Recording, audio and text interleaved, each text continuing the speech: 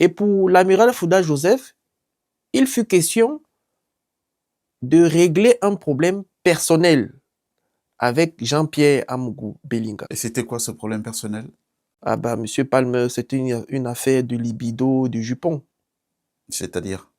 C'est-à-dire que l'amiral Fouda Joseph soupçonnait Monsieur Jean-Pierre Amougou Belinga d'entretenir des relations avec son épouse. Pour que les gens comprennent très bien. On revient à vous, capitaine Efoudo, sur Masterclass. On vient d'écouter à l'instant le colonel Otoulou, qui était en charge de cette instruction à l'époque. Il a fait un témoignage au tribunal militaire cette semaine. Il dit qu'il n'était pas celui qui a ordonné la perquisition du domicile de Jean-Pierre Amougou Belinga. Vous étiez à l'époque chef du renseignement à la présidence de la République du Cameroun.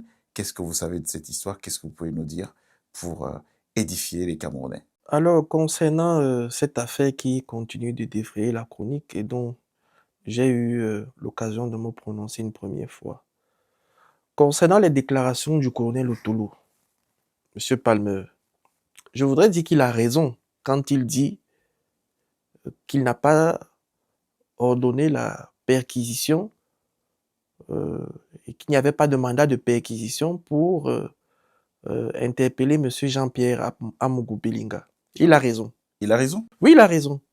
Il a également raison de dire que ce n'est pas lui qui a demandé d'encercler le domicile de M. Amougou Belinga avec à peu près 200 gendarmes. Il a raison, effectivement. Alors, si c'est pas lui, c'est qui donc? Je vais vous le dire, j'y arrive, M. Palmer. Et donc, je voudrais rafraîchir une fois de plus la mémoire du colonel Otoulou. Mais avant d'arriver à cette réponse, je voudrais demander, mais mon colonel, M. Otoulou, pourquoi vous mentez aux Camerounais? Pourquoi vous mentez aux Camerounais? Pourquoi vous mentez au tribunal militaire? De qui vous a donné ces ordres? Pourquoi vous le faites? Pourquoi vous faites en sorte que cette procédure tourne en rond? Alors, Monsieur Palmer, l'ordre a été donné par l'amiral Fouda Joseph. Comment? À quel moment il intervient dans la procédure judiciaire? Je vous ai parlé du pacte de non-agression entre Fouda Joseph et Ferdinand Ngongo. Oui. Voilà. Et donc, je vais vous démontrer la manifestation de ce pacte de non-agression. Alors, Ferdinand Ngongo a instruit le secrétaire d'État en charge de la gendarmerie de rédiger une note à l'attention du chef de l'État pour faire savoir au président de la République que si M. Amougou Belinga n'est pas interpellé dans le cadre de cette affaire, ça pourrait créer un soulèvement populaire. Hors de la procédure judiciaire. Ça veut dire que la procédure judiciaire n'avait rien contre Amougou Belinga. Jusque-là, la procédure judiciaire n'avait rien contre lui. Monsieur Palmer, cette affaire, tout s'est joué au palais présidentiel. Je vous ai parlé ici, lors des émissions précédentes, d'un pacte de non-agression entre M. Ferdinand Ngongo et l'amiral Fouda Joseph. Oui. Et je vais donc vous expliquer, ou alors je vais donc démontrer la manifestation de ce pacte de non-agression. M. Ferdinand Ngongo a instruit le secrétaire d'État en charge de la gendarmerie nationale de rédiger une note d'information au chef de l'État pour faire savoir que si Jean-Pierre Amougou Belinga n'est pas interpellé dans le cadre de cette affaire, ça pourrait créer un soulèvement populaire. Et donc, l'amiral Fouda Joseph également a fait convaincre le président de ce qu'il fallait effectivement interpeller M. Jean-Pierre Amougou Belinga. Les deux poursuivent quel intérêt? Quand Ngongo le fait, qu'est-ce qu'il souhaite? Et quand l'amiral Fouda intervient auprès du président en le conseillant, donc cette arrestation, quels sont les intérêts qu'ils poursuivent? Je vous ai dit lors de la précédente, d'une émission précédente, Ferdinand Ngongo, l'un de ses mobiles était la destruction d'un camp antagoniste au pouvoir à la conquête du pouvoir de Yaoundé. C'était cela, le but recherché. Le but recherché était également de prendre possession de la direction générale de la recherche extérieure. Et pour l'amiral Fouda Joseph, il fut question de régler un problème personnel avec Jean-Pierre Amougou Belinga. Et c'était quoi ce problème personnel? Ah bah, Monsieur Palmer, c'était une affaire de libido de jupon. C'est-à-dire?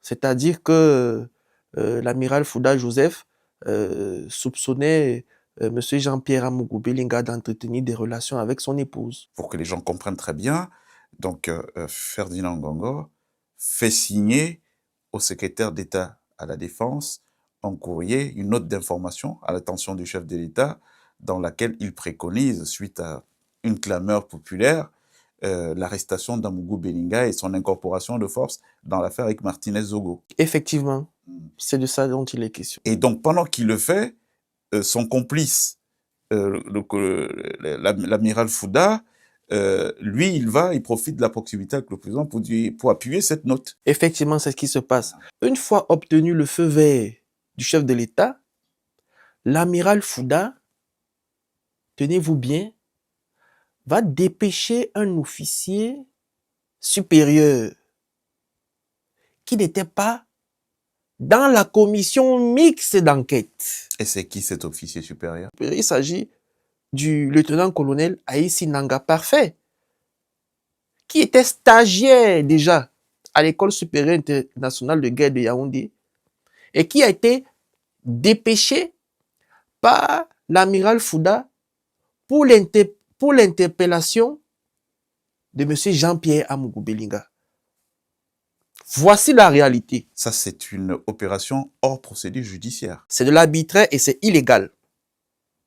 Voici donc l'officier supérieur qui a interpellé Jean-Pierre Amougou Belinga chez lui.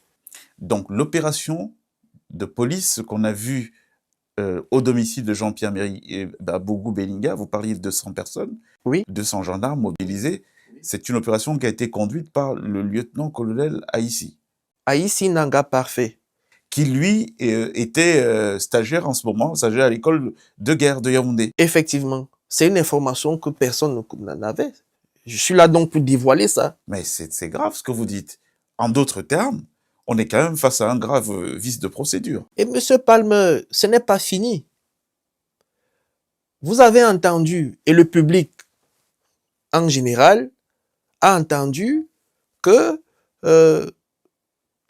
les opérateurs de téléphonie mobile n'ont pas coopéré et ne coopèrent pas à la manifestation de la vérité. Pourquoi? C'est une question qui a été posée par le colonel Aïssi, qui, lorsqu'il a intégré comme ça cette commission d'enquête, après avoir posé cet acte, le colonel Aïssi, un enquêteur chevronné, s'est rendu compte que tous les opérateurs de téléphonie mobile, les données ont été coupées dans les téléphones. Il a posé la question de savoir pourquoi est-ce que les opérateurs de téléphonie mobile n'avaient pas été saisis pour la manifestation de la vérité. Parce que si les opérateurs de téléphonie mobile coopéraient normalement, les membres de la commission mixte allaient se rendre compte immédiatement qui a donné l'ordre de couper les données dans les téléphones des membres de ce commando chargé de l'exécution de Martinez Zogo. Et donc, à ce niveau, l'enquête serait terminée. On saurait qui est le commanditaire. Alors, je vais vous dire, Monsieur Palmer, je sors de la présidence de la République et je puis vous dire qu'il n'y a pas un seul endroit au Cameroun qui puisse donner cette qualité d'ordre-là. C'était pas vous à l'état-major particulier? Ce n'était pas le chef d'état-major particulier. Ce n'était pas la direction de la sécurité présidentielle. Ce n'était pas le cabinet civil. C'était bel et bien le secrétariat général de la présidence de la République. Il faut noter, après avoir suivi avec beaucoup d'assiduité cette affaire, que il est relevé que jusqu'à présent, ces sociétés de téléphonie mobile ont refusé de de coopérer avec le tribunal. Nous sommes bien curieux de le constater. Et puis, je voudrais m'adresser particulièrement à Madame Judith Yassonde, directeur général de la Cameroun Telecommunication, Camtel. Mais, Madame le directeur général, qu'est-ce qui vous donne le droit d'aller faire balader un tribunal? Qu'est-ce qui vous donne autant de pouvoir pour faire balader le tribunal militaire dans la manifestation de la vérité? Parce que, Madame le directeur général, vous êtes une mère. Et actuellement, il y a une autre mère qui n'arrive pas à faire son deuil, à enterrer son fils, qui lui a été assassiné sauvagement et dont on se rend compte que il y a une obstruction venant de vous, des opérateurs de téléphonie, pour la manifestation de la vérité. Et donc, je voudrais profiter de votre entrée pour prendre l'opinion publique nationale et internationale de ce que si la vérité n'est pas su jusqu'à ce jour, c'est la faute des opérateurs de téléphonie. Donc pour vous, c'est eux la clé de l'affaire. C'est eux la clé de l'affaire. Si on sait qui a donné les ordres, de bloquer Internet dans le téléphone des membres du commando chargé de l'exécution de M. Zogo, si on sait qui a donné l'ordre aux opérateurs de téléphonie mobile de ne pas coopérer, ben on sait qui est le commanditaire, tout simplement. L'arrestation de M. Jean-Pierre Amougou Belinga sur la forme est illégale et arbitraire. Et donc, ça entraîne des conséquences graves pour ce procès. C'est l'annulation pure et simple La révision du et procès. la révision du procès En reprenant les enquêtes. Au début. Voici la réalité. Mais est-ce qu'il est besoin de reprendre les enquêtes au début à partir du moment où on a la clé? La clé de l'affaire, c'est qui a le pouvoir, qui a eu le pouvoir de donner l'ordre aux sociétés de téléphonie mobile de couper les données. J'ai pris l'opinion publique à témoin, M. Palmer. Le reste appartient à la justice. Justement, parlons de cette gendarmerie nationale. Vous avez évoqué tout à l'heure, et ça a attiré mon attention, le fait que le secrétaire d'État puisse être instruit par le secrétaire général de la présidence de la République de commettre quasiment un faux document. Qu'est-ce qui se passe? Ils sont pas autonomes, ces responsables, ministre de la Défense comme le secrétaire d'État? Monsieur Palmer, moi je vais vous le dire, le ministre de la Défense, le secrétaire d'État en charge de la gendarmerie, ils ne sont pas libres. Ils ne sont pas libres. Ils sont sous l'influence du secrétaire général de la présidence de la République. Donc lui, il a le pouvoir de décider dans leur service sans en référer à eux. Oui, je vous ai dit par exemple la dernière fois qu'il y a des procédures, des choses faites par le lieutenant-colonel Bialo à l'insu même du secrétaire d'État en charge de la gendarmerie. C'est une aberration. C'est une aberration. Je vous ai dit que le secrétaire général de la présidence de la République a la volonté manifeste de prendre le pouvoir au Cameroun de manière pacifique et même de manière brutale. Et donc, ces pratiques-là, faites par lui, vont dans ce cadre, dans ce registre. Je comprends les Camerounais qui jettent un regard accusateur sur ces responsables sectoriels. Mais ils ne sont pas libres. Ils ont la volonté, ils peuvent avoir la volonté d'agir, mais à un moment donné, ils sont comme plombés. Ils reçoivent un coup de fil. Tout à fait, oui, ils sont comme plombés par le secrétaire général de la présidence de la République, qui, lui, n'écoute personne. Il ne veut avoir l'avis de personne. Lui, il fait ce qu'il veut faire, quand il veut faire. Voilà, c'est la réalité.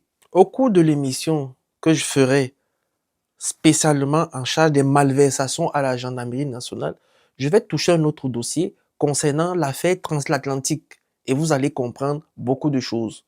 Et donc, tenez-vous prêts, monsieur Bissé, ce commandant-là, bandit, au même titre, hein, parce que vous voyez, on dit l'exemple vient du haut. Il a l'image de l'amiral Fouda parce que c'est les mêmes pratiques. C'est les mêmes pratiques que ce Bissé effectue au niveau de la gendarmerie nationale. C'est la même chose. C'est exactement ça. Fin de cette émission, nous étions avec le capitaine Ifoudou, ex-chef du renseignement à la présidence de la République du Cameroun.